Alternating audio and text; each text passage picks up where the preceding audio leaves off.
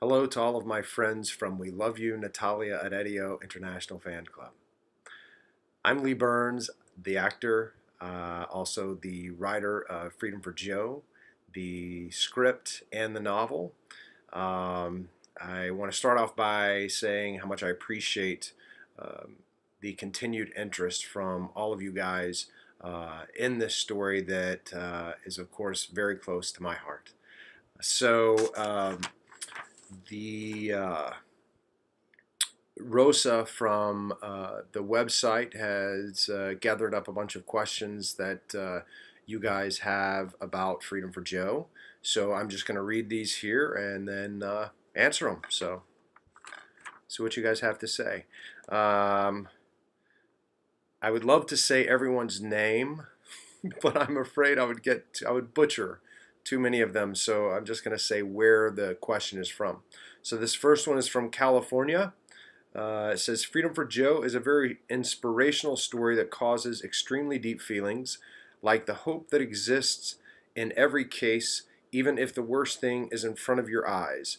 Where did you find the inspiration, and how long did you spend to complete this project? Um, the inspiration came from my life.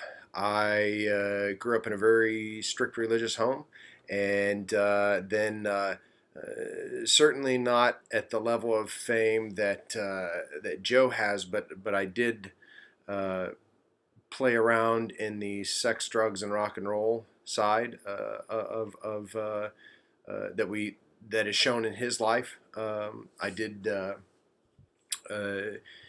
after I had gotten out of what I had grown up in, and then as each of my children were born, I've got three kids, and my son first, and then each of my daughters, just caused me to search more deeply for spiritual meaning in my life and direction. So um, that's where it came from. It was from my own searchings. How long? Uh, let's see. I wrote the first draft of the script. I actually wrote it as a script first and then turned it into a novel. Um, I wrote the first draft of the script about 16 years ago now. And it was while I was going through some of the spiritual searching, and I just started putting it down on the page.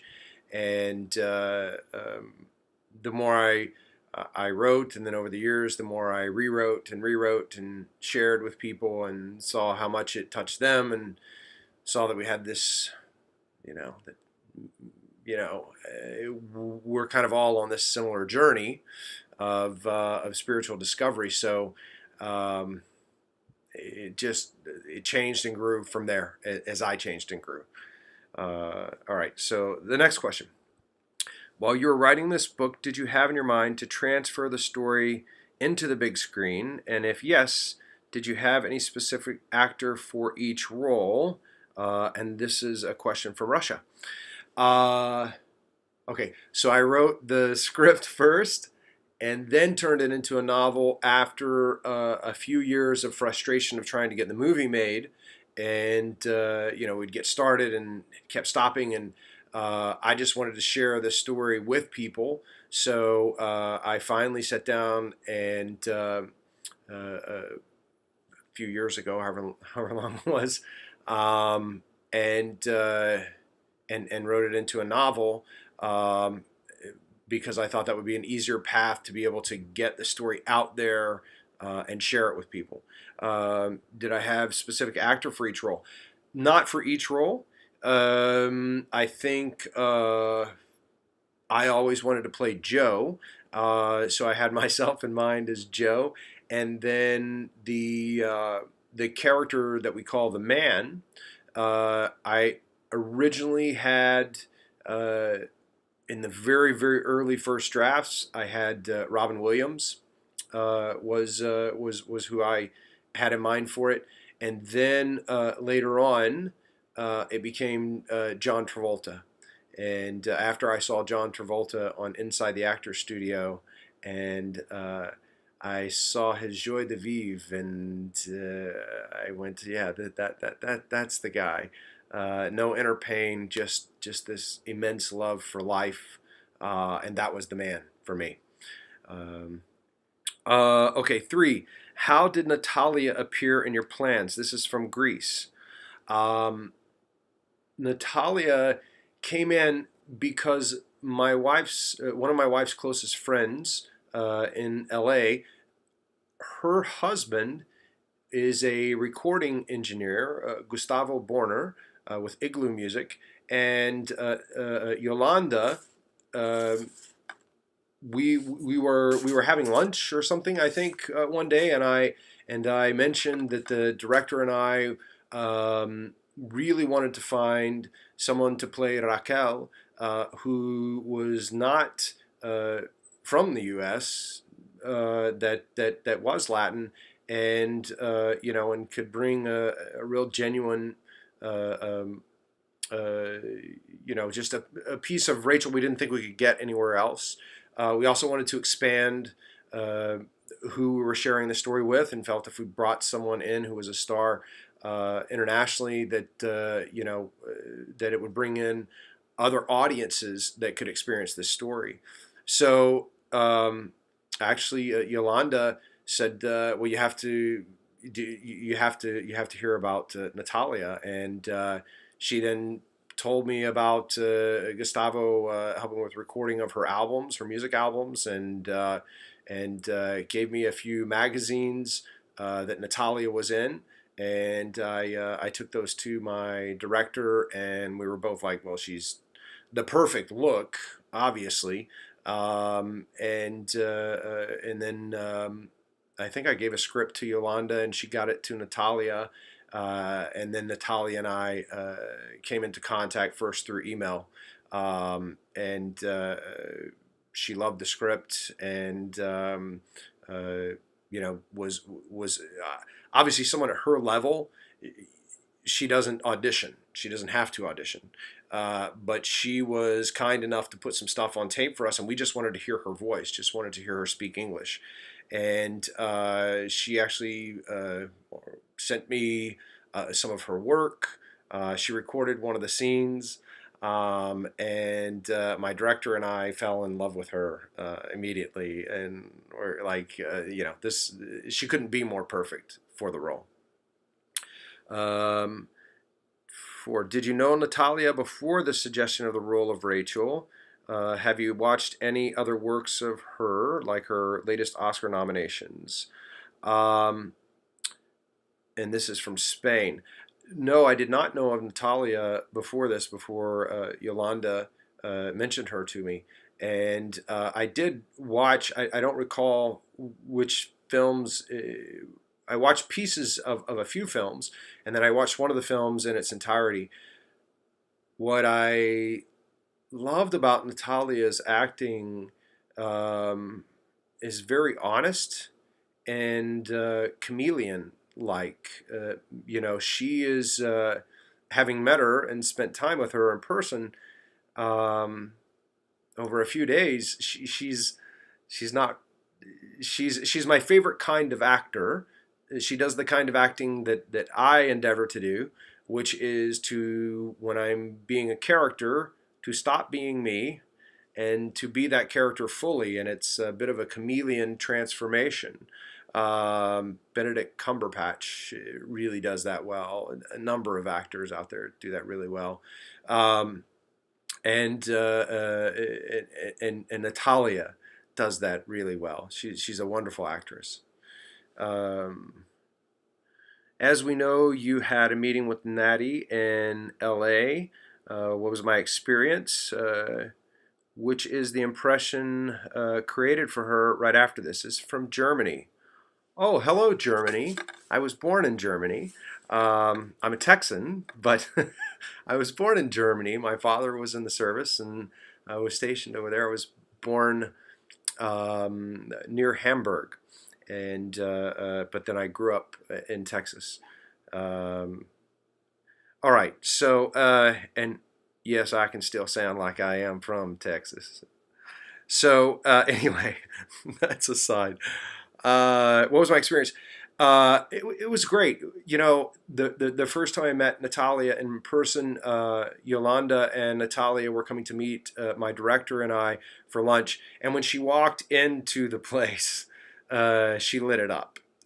Not from a star perspective, from a love of life and a being present and real. I mean, from the first moment she walked in, like she's even better in person. The impressions afterwards, I hung out with her and her crew. They were there shooting the end of a film. She needed to be in front of the Hollywood sign, so I helped them find some locations on that. I just thought she was incredibly sweet, and was really looking forward to working with her.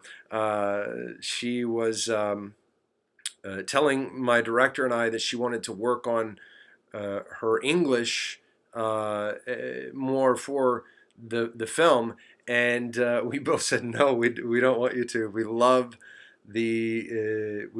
it when you speak English with a very thick Latin accent, and it just makes Rachel or Raquel more endearing to the audience.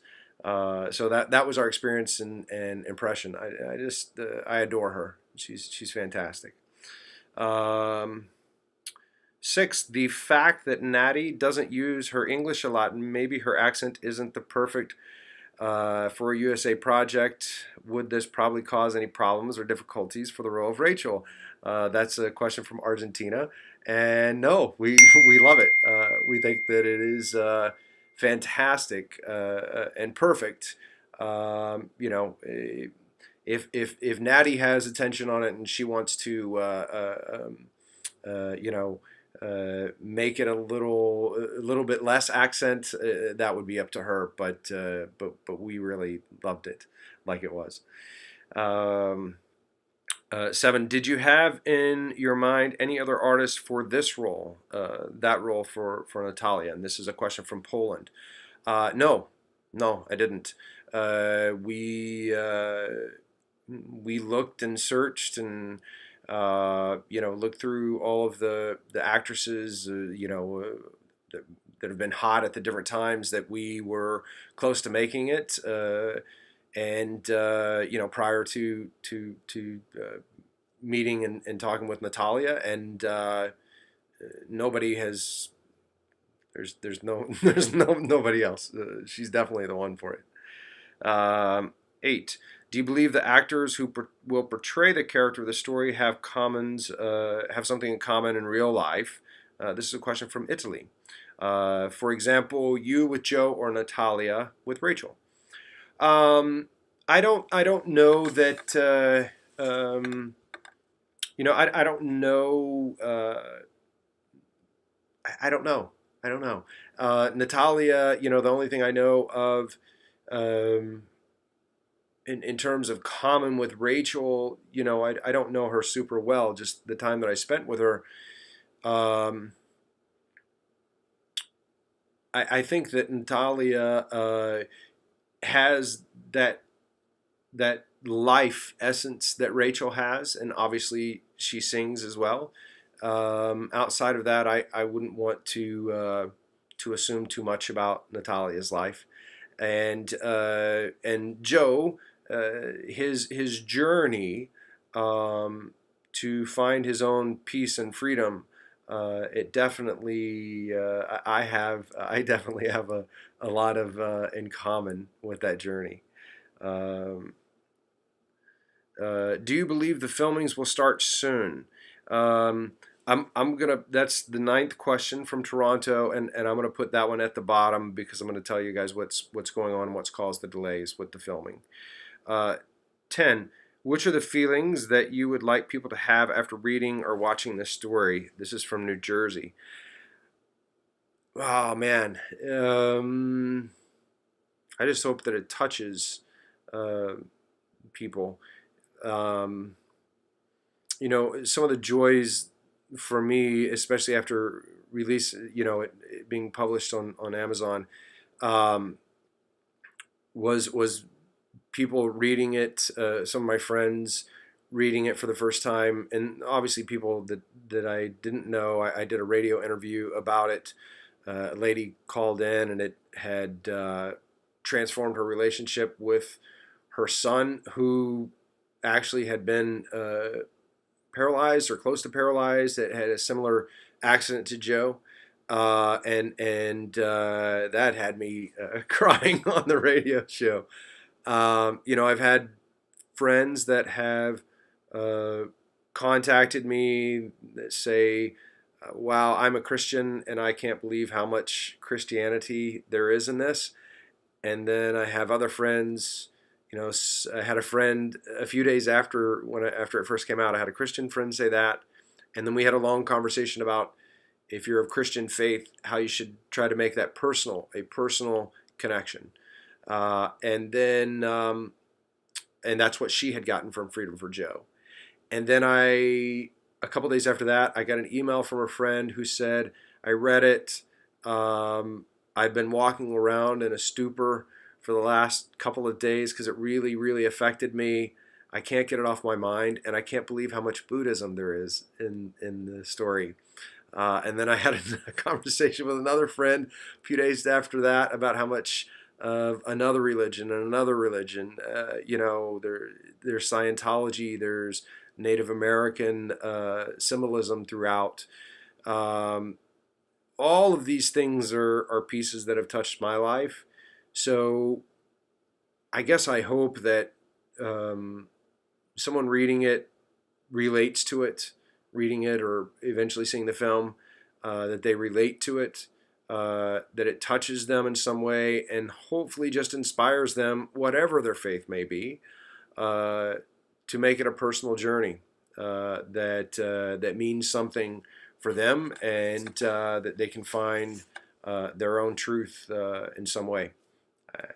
I think that's basically it. 11. At the latest movie of Natalia, which we have the opportunity to watch in USA at the beginning of next year, where she portrayed a very famous singer in Argentina, she sings and dances. Was it one of the reasons that she was chosen for the specific role? This is from Miami. No. It's a bonus. It's a bonus that she sings. But it was really just the whole package. She's,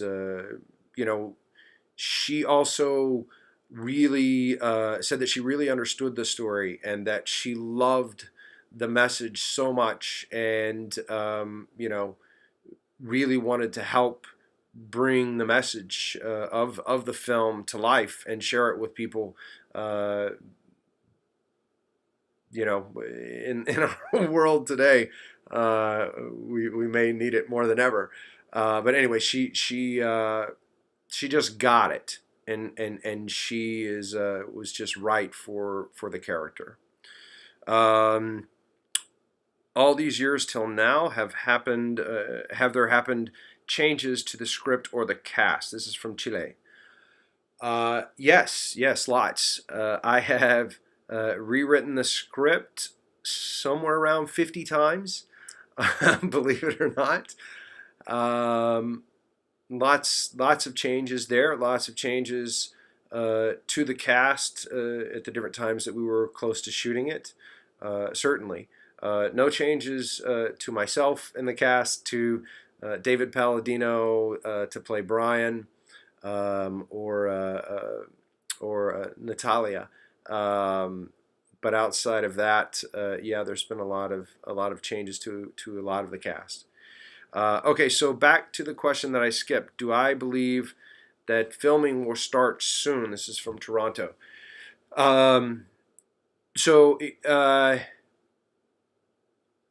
I don't know. I don't know how soon it will. I don't think soon. The reality is, when we started to make the movie back, it's almost 4 years now. 4 years ago that we were in pre-production. We did some scouting in Toronto, and and we had Natalia on board. We had offers out to the big stars that have been mentioned. We had them reading the script, loving the script, and ready to go work with us. Unfortunately, there was an investor who put some money up to help us get started, and turned out, in my opinion, to not have the best intentions and not be the type of individual that he portrayed himself to be to get involved with the project. Unfortunately, my producing partner also had a couple of producers join his company that also didn't have, in my opinion, the best intentions. And the combination of those guys together ended up uh, uh, ended up killing what we had going and stopping us. I also had some family issues. My wife's mother, when her parents came to visit us in Los Angeles, it was obvious that her mother had Alzheimer's. So my wife is an only child. I'm from Texas. We met in Texas, and all of my family was here. So we moved back to help take care of her mother. And then after her mother passed, we decided to stay in Texas. We were working on getting the film going again, and this investor brought a lawsuit against it. The reality is that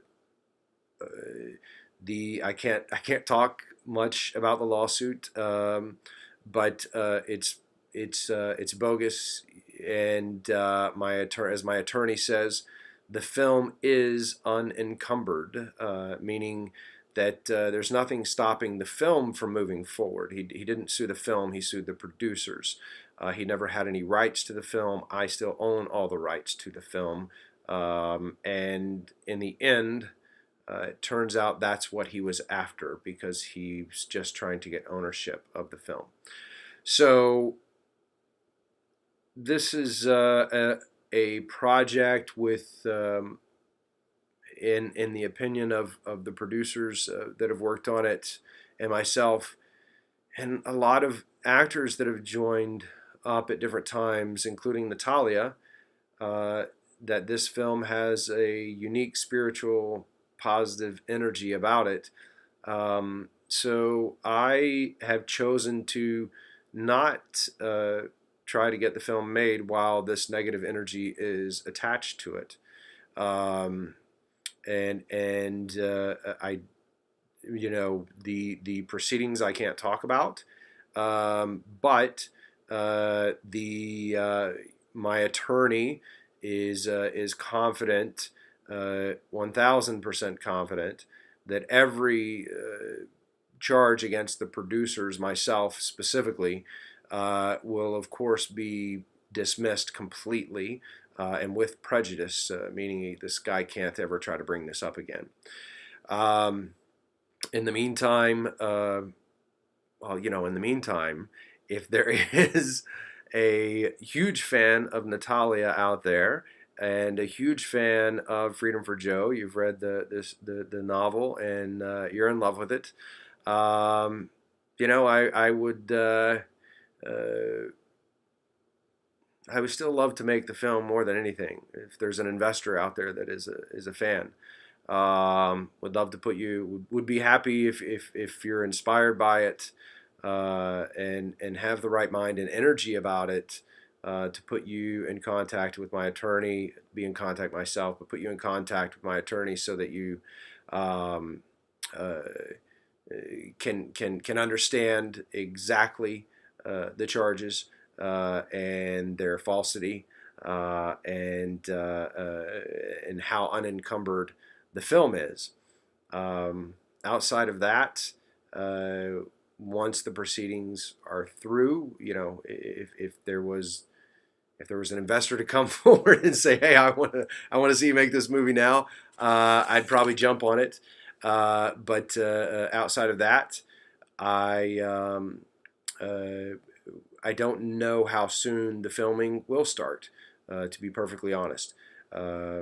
Once the legal proceedings are over, then I will go about pursuing that once again. It's definitely something that I want to make and that I want to share with the whole world. And it looks like from where all these questions are from, the whole world is interested in it as well. So I thank you very much for that. I thank you for your interest and for your continued support of the project. I am touched that you are in some way moved by it, in some way affected by it in a positive way. It it means a lot, really does. So I hope I've been able to answer all of your questions, and until next time, have a good one. Ciao.